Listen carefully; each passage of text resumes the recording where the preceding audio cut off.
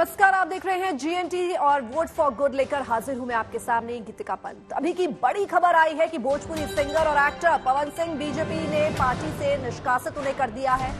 अनुशासनात्मक कार्रवाई करते हुए बीजेपी ने पवन सिंह को निष्कासित कर दिया। पवन सिंह बिहार के काराकाट से निर्दलीय मैदान में उतर गए। काराकाट की सीट से एनडीए उम्मीदवार उपेंद्र कुशवाहा लड़ रहे हैं, लेकिन पवन सिंह ने उनके खिलाफ चुनाव लड़ने लगे। बीजेपी ने पवन सिंह को पहले आसनसोल से शत्रुघ्न सिन्हा के खिलाफ मैदान में उतारा था, लेकिन पवन सिंह से आसनसोल से चुनाव लड़ने से उन्होंने मना कर दिया है।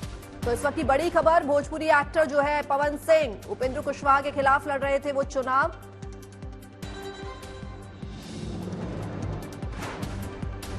तो भोजपुरी सिंगर पवन सिंह को बीजेपी ने पार्टी से निकाल दिया है और इस वक्त की बड़ी खबर यही है कि भोजपुरी सिंगर पवन सिंह को बीजेपी ने पार्टी से निकाल दिया है। एक्टर पवन सिंह बीजेपी से निष्कासित हो गए हैं। तो काराकाट से निर्दलीय चुनाव लड़ने पर एक्शन।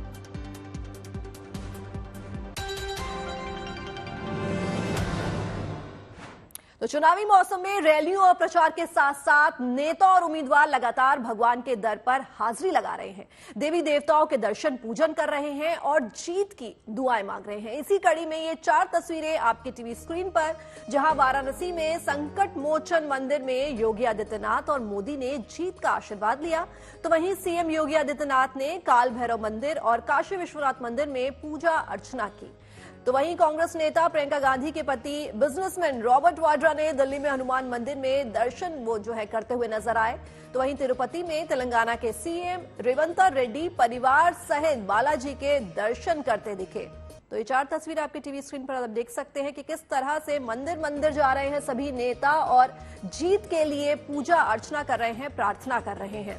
तो पहली तस्वीर में आप देख सकते हैं कि मोदी जो है, प्रधानमंत्री मोदी, वो आपको देखेंगे संकट मोचन मंदिर में वो पहुंचे और उन्होंने आशीर्वाद लिया।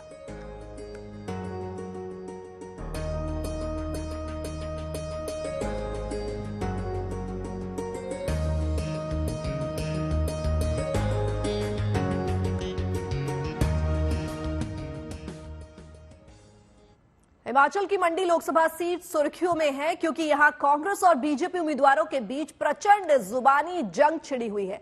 बीजेपी उम्मीदवार कंगना रनौत कुछ कहती हैं तो कांग्रेस उम्मीदवार विक्रमादित्य सिंह पलटवार करते हैं, और अगर वो कुछ कहते हैं तो कंगना के जुबानी प्रहार सुनने को उन्हें मिलता है। देखिए खास रिपोर्ट।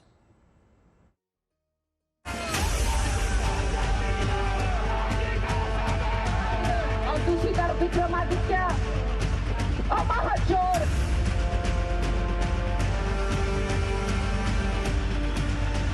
की सोच देश के अंदर चली हुई है। आज जिस तरीके से एक नया अध्याय लिखने की कोशिश करी जा रही है।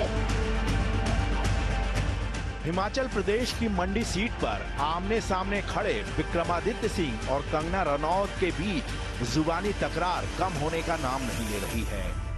चुनाव प्रचार के दौरान कंगना और विक्रमादित्य कई मौकों पर एक दूसरे पर जुबानी हमला करते रहे हैं और अब ये जुबानी जंग औकात तक आ गई है। चंबा में प्रचार के दौरान कंगना एक बार फिर विक्रमादित्य पर जमकर बरसी हैं। कंगना ने विक्रमादित्य को चैलेंज करते हुए कहा कि मैंने तो उद्धव ठाकरे का सिंहासन हिला दिया, तुम्हारी तो औकात ही क्या है। तुम्हारी हिम्मत कैसे हुई? तुमने मंडी की लड़कियों के भाव पूछे। मैं तुम्हारी बात दुर्दशा करूंगी कि तुम सब्जी मंडी के भी सब्जियों के भाव पूछना भूल जाओगे। इन्हें शर्म आनी चाहिए। इस तरह मंडी में चुनाव की जंग अब निजी हमलों तक जा पहुंची है। अब कंगना रनौत ने विक्रमादित्य सिंह के मंदिर को साफ कराने वाले बयान पर पलटवार किया है। विक्रमादित्य सिंह ने कहा था कि उनके खान पान को लेकर जो बातें सामने आ रही हैं, उसे देखते हुए जिन मंदिरों में वो जा रही हैं, मंदिरों की सफाई करने की जरूरत है। जिस तरीके की बातें आजकल सोशल मीडिया पर निकल कर आ रही, हम तो उसमें कुछ ज्यादा कहना नहीं चाहते, मगर आज प्रदेश के अंदर, मंडी संसदीय क्षेत्र के अंदर ये बात घर कर चुकी है कि मोहतरमा का जो खान पीन की चीजें आज निकल कर आ रही है, आज जो ऐसी चीजें निकल कर आ रही है जो हमारी देव संस्कृति को कलंकित करती है। और हमने ये कहा कि जिन जिन मंदिरों में वो जा रही है वहां पर जो है सफाई करने की आवश्यकता है। मुझे कहते हैं कि तू अपवित्र है, फिल्मों में काम करती है। अरे मैंने तो अपनी योग्यता पर जो है पद्मश्री पाया है, 4 राष्ट्र पुरस्कार पाए हैं। तुम लोग विक्रमादित्य, तुम अपने नाम पर कभी वोट मांगो, अपने माता पिता के नाम पर मत मांगो, तुम्हारी जमानत जब्त हो जाएगी, तुम्हें एक वोट नहीं मिलेगा। दोनों माँ बेटा जो है वो सत्ता के भूखे हैं, बहुत ज्यादा। इनको जो सत्ता की भूख है हद से ज्यादा हो गई है, घमंड में चकनाचूर हो गए हैं और वो अपनी सब अपनी जो मर्यादाएं भूल गए हैं। 2-3 दिन पहले भी कंगना और विक्रमादित्य सिंह एक दूसरे पर आरोप का वार पलटवार कर चुके हैं। एक तरफ जहां कंगना ने आरोप लगाया कि वीरभद्र परिवार कुर्सी नहीं छोड़ रहा है, तो वहीं इसका जवाब भी विक्रमादित्य ने तगड़ा दिया है। पावर हंग्री जो परिवार है, नैतिकता के अधिकार आधार पर इनको कहना चाहिए था कि माता और बेटे में से कोई एक ही जो है पॉलिटिक्स में रहेगा। हमारे कई नेताओं ने ऐसा किया है, क्योंकि हमारी पार्टी के संस्कार ही ऐसे हैं कि परिवार थोड़ा ना कुंडल मार के बैठा रहेगा।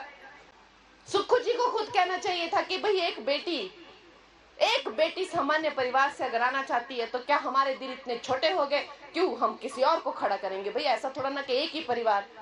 मुझे कहते हैं कि क्यों हीरोइन को बुलाया है और जो जयराम है वो एक फ्लॉप फिल्म बना रहा है।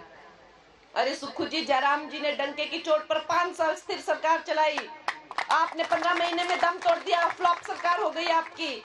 और 4 जून को पता चलेगा जब आपकी फिल्म ही ये उतर जाएगी थिएटर से और आप लोग कहीं नहीं दिखेंगे। यहाँ पर भी हम विधानसभा में भाजपा की सरकार बनाएंगे, हम अपना मुख्यमंत्री बनाएंगे। एक घमंडी बातें जो ये कर रहे हैं, पता नहीं किस घमंड में चकनाचूर है ये। ऐसे रावणों की तरह तो ये बातें करते हैं जैसे रावण बात करता था। वहां पे कहती हैं कि ये परिवार जो है ये कुर्सी से चिपका हुआ है, कि ये 60 साल से कुर्सी से चिपके हुए हैं, कि 6 बार मुख्यमंत्री बने हैं। मैं उनको कहना चाहूंगा, मोहतरमा, ये जो कुर्सी मुख्यमंत्री की होती है ये प्रदेश की 70 लाख अवाम चुनकर वहां पर बेचती है। ये कोई सौगात में कुर्सी नहीं मिलती है। बार बार अगर जनता ने वीरभद्र सिंह जी में अपना विश्वास जताया, अगर प्रतिभा सिंह जी में अपना विश्वास जताया, तो ये जनता का जो आज आप बयानबाजी कर रही है, ये जनता का तिरस्कार कर रही है। जनता ने अपना कीमती मत देकर वीरभद्र सिंह जी को 22 साल हिमाचल प्रदेश का मुख्यमंत्री बनाया। ये जनता का जो है आशीर्वाद हमारे साथ है। हमें किसी से कोई सर्टिफिकेट लेने की आवश्यकता नहीं है। हम आगे बढ़ेंगे, पूरी मजबूती से बढ़ेंगे। आप अपना बोरिया बिस्तर पैक करना शुरू कर ले।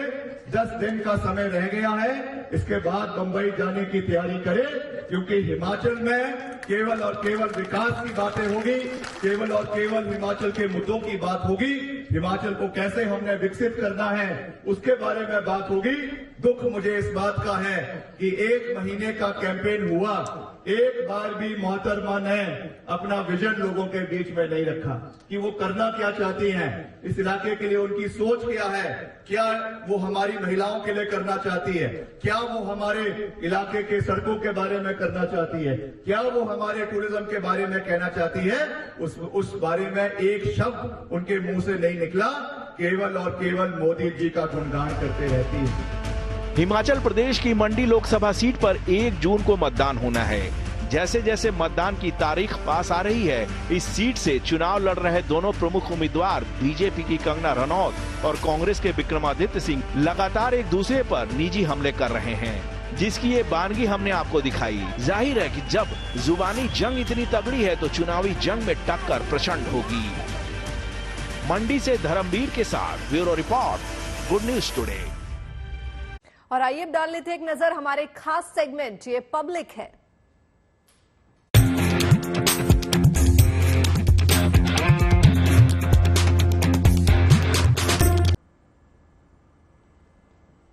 तो 25 मई को दिल्ली की सभी 7 सीटों पर चुनाव होने हैं, लिहाजा इन दिनों देश की राजधानी में चुनावी सरगर्मी शबाब पर है। दिल्ली में बीजेपी और इंडिया ब्लॉक के बीच सीधा मुकाबला है और केजरीवाल सबसे बड़ा मुद्दा बने हुए हैं। पर चुनावी बयान में नेता एक दूसरे पर भले ही तंज कसे, लेकिन ये पब्लिक है, ये सब जानती है।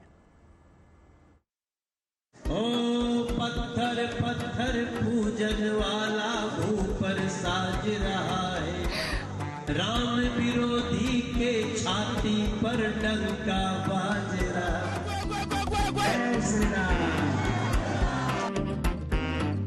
दो नंबर के बटन दबा के भारी बहुमत से जिताना है और रिंकिया के पापा को हराना है, और रिंकिया के पापा को हराना है।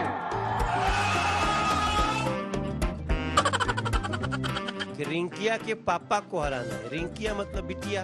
एक बेटी को तो गिरा गिरा के मारा ही है, अब कह रहे हैं कि बेटी के पिता को हराना है। राजनीति का मिजाज भी अजीब होता है। सियासी गलियारे में नेताओं की गुलाटी ऐसी होती है कि मिर्जा गालिब जैसे अजीम शायर को कब्र में कई बार करवट बदलनी पड़ जाती है। गालिब ने लिखा है कि मोहब्बत में नहीं है फर्क जीने और मरने का, उसी को देख कर जीते हैं जिस काफिर पे दम निकले।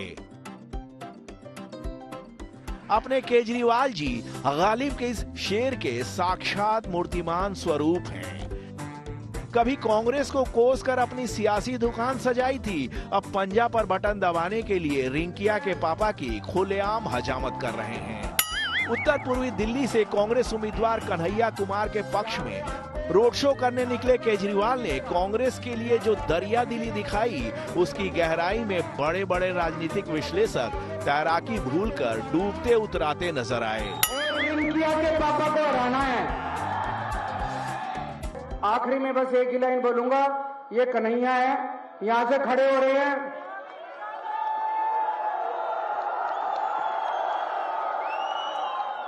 यहाँ पे आपको झाड़ू का बटन नहीं मिलेगा, यहाँ पे आपको पंजे का बटन मिलेगा। 2 नंबर का बटन है, 2 नंबर के बटन दबा के भारी बहुमत से जिताना है और रिंकिया के पापा को हराना है, और रिंकिया के पापा को हराना है।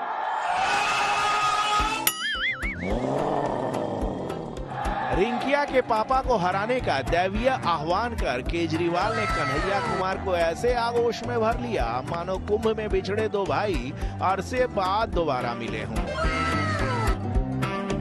उधर केजरीवाल का ये दैवीय आह्वान सुनकर रिंकिया के पापा, अरे मतलब उत्तर पूर्वी दिल्ली से बीजेपी उम्मीदवार मनोज तिवारी ऐसे बिदके कि रिंकिया के पापा की सप्रसंग व्याख्या कर डाली।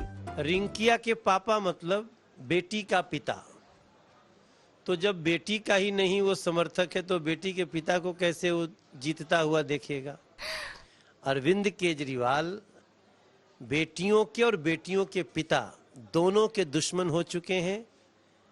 इसलिए मैं आपको बता दूं, इनको ये बहुत खतरनाक लाइन है कि रिंकिया के पापा को हराना है। रिंकिया मतलब बिटिया, रिंकिया के पापा मतलब बेटी का पिता। एक बेटी को तो गिरा गिरा के मारा ही है, अब कह रहे हैं कि बेटी के पिता को हराना है। वाह तिवारी जी, क्या कहने हैं आपके। रिंकिया के पापा मतलब अगर बेटी का पिता है तो ही हंसता क्यों है। खैर छोड़िए, राजनीतिक अखाड़े में जुबानी जंग के पीछे अगर तर्क तलाशे जाने लगे तो मुंह छिपाने के लिए जगह नहीं मिलेगी।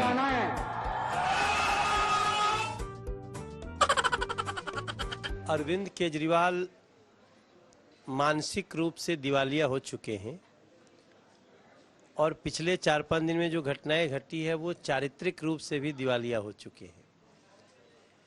अरविंद केजरीवाल को सुप्रीम कोर्ट ने बहुत ही बेइज्जत करके भेजा हुआ है। माथे पे लिखा पहले सुप्रीम कोर्ट ने कि अरविंद केजरीवाल ये भ्रष्टाचारी हैं, इनको बेल नहीं दी जा सकती, इनको इंटरिम बेल मतलब आपका जेल से निकलना और जेल के अंदर जाने का समय तय है। अरे तिवारी जी, भगत सिंह के चेले को आप जेल से डरा रहे हैं। आपको पता नहीं है कि केजरीवाल किस मिट्टी के बने हैं। अपना घर बेशक उन्होंने वियतनाम के मार्बल से बनवाया है, लेकिन खुद देसी मिट्टी के बने हैं। इसीलिए दाएं बाएं आएं बाएं साएं करना छोड़िए, क्योंकि जनता अब जाग चुकी है। नेताओं की खाली पीली बातें नहीं सुनती, जमीन पर क्या हुआ है वो काम देखती है। जीतेगा वही जो जनहित में काम करेगा। Bureau report, good news today.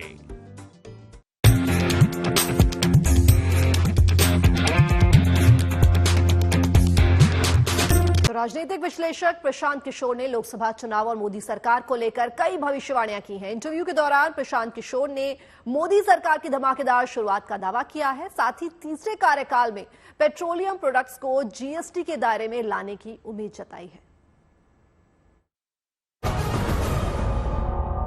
Definitely एक चीज तो क्लियर है कि बीजेपी के 370 नहीं आ रहे, लेकिन बीजेपी 270 के नीचे भी नहीं जा रही है। ये भी मोर और लेस क्लियर है। मुझे ऐसा लगता है, मैं बार बार कह रहा हूं कि बीजेपी के नंबर मोर और लेस जो पिछले लोकसभा में, आउटगोइंग लोकसभा में 303 का था, वही नंबर या उससे कुछ बेहतर होगा, उससे खराब नहीं होगा, ऐसा मुझे लगता है। जहां तक बड़े निर्णयों का सवाल है, मैं देखता हूं कि वो शुरुआत करेंगे with a bank. I would see in a broad term there will be more concentration of both power and resources। सत्ता और संसाधन का केंद्रीकरण की जो शुरुआत या जिसकी मतलब एक बू आ रही है, उसमें तेजी आएगी। लोगों को ये दिखेगा कि केंद्र सरकार जो है वो और ताकतवर हो गई है संस्थाओं के मुकाबले, राज्यों के मुकाबले, व्यवस्थाओं के मुकाबले। तो सत्ता और संसाधन का केंद्रीकरण बढ़ेगा। और मुझे जो सबसे उसमें स्पेसिफिक चीज दिख रही है कि शायद there might be a significant attempt to curtail the financial autonomy of the states। For example, अभी स्टेट्स के पास रेवेन्यू के लिए 3 सोर्सेज हैं, पेट्रोलियम, लिकर एंड लैंड। तो मुझे आश्चर्य नहीं होगा अगर पेट्रोलियम को तुरंत जीएसटी में ले आया जाए, जो होना भी चाहिए। उसमें क्या होगा, मैं यही बात आपको कह रहा हूं, क्योंकि इसके लिए सपोर्ट भी है और अब मैंडेट भी आ गया और state could be pushed to accept this. Congress is willing and able to change the status quo in their leadership, in their approach. I think they would have a very good chance going forward because 15 साल की anti incumbency हो गई होगी। तो मुझे लग रहा है कि कांग्रेस को जब स्टेटस को से हटना होगा, वो लीडरशिप में है, उनके काम करने के तरीके में है, पब्लिक आउटरीच में है, हर चीज में। स्टेटस को से अगर नहीं हटेंगे तो सिर्फ आप चाहे किसी ए को बनाइए, बी को बनाइए, उससे कोई फर्क नहीं पड़ने वाला। लेकिन if they do that, they would put a formidable challenge, they could put formidable challenge to। और अब बात अनोखे प्रचार की खबर चंपारण के रक्सौल से है, जहां गृह राज्य मंत्री नित्यानंद राय और बिहार के उप मुख्यमंत्री सम्राट चौधरी पहुंचे और उन्होंने रोड शो किया। इस दौरान दोनों नेताओं पर बुलडोजर से फूल बरसाए गए। दोनों नेताओं ने शहर में रोड शो करते हुए वहां की जनता से बीजेपी उम्मीदवार डॉक्टर संजय जायसवाल को भारी मतों से जिताने की अपील की। वोट फॉर गुड में आज के लिए बस इतना ही, लेकिन आप बने रहिए गुड न्यूज टुडे पर, क्योंकि यहाँ खबरों का सिलसिला यूं ही जारी रहेगा।